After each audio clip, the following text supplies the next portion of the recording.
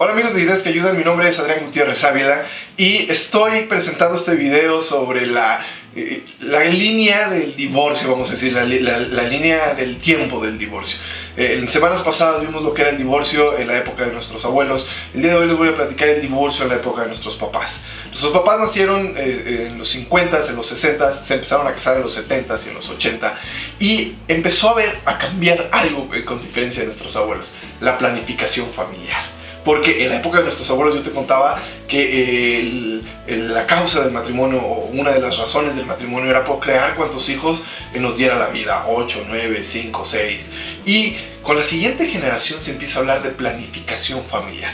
Vamos casándonos un poquito después que nuestros papás. Nuestros abuelos se casaban a los 20, 21, 19. Entonces la siguiente generación empieza a estudiar un poco más. La mujer empieza a trabajar en oficios como secretaria, como maestras de educación, y le dan un poco más de vida después de una carrera técnica o de una preparatoria técnica antes de casarse.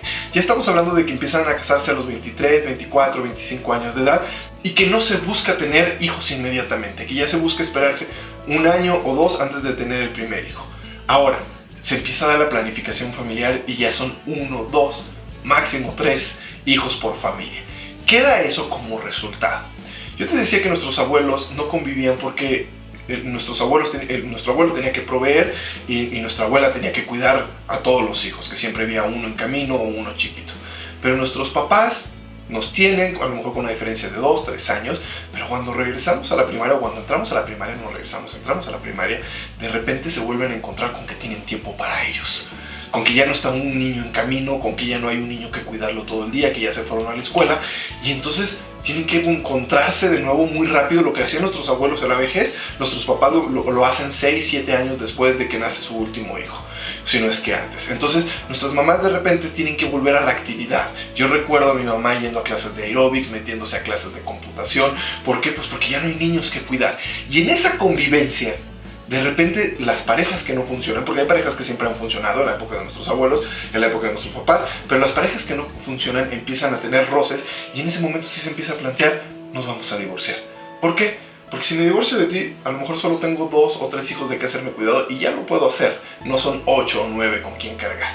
Y entonces la decisión del divorcio, no te voy a decir que se empieza a hacer más fácil, pero se empieza a hacer más común.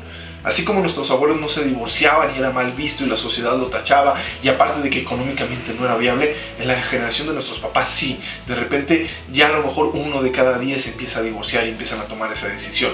Las mujeres ya tienen más herramientas para trabajar y decir: si tú no me vas a ayudar a mantener a los niños económicamente, yo puedo regresar a la vida laboral y lo puedo hacer, y lo puedo hacer muy bien.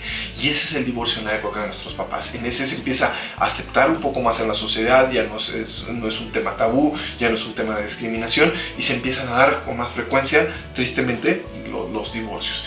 En estos videos te voy a hablar un poco sobre mi libro Padre Divorciado. Este fue el tema: el divorcio de mis padres.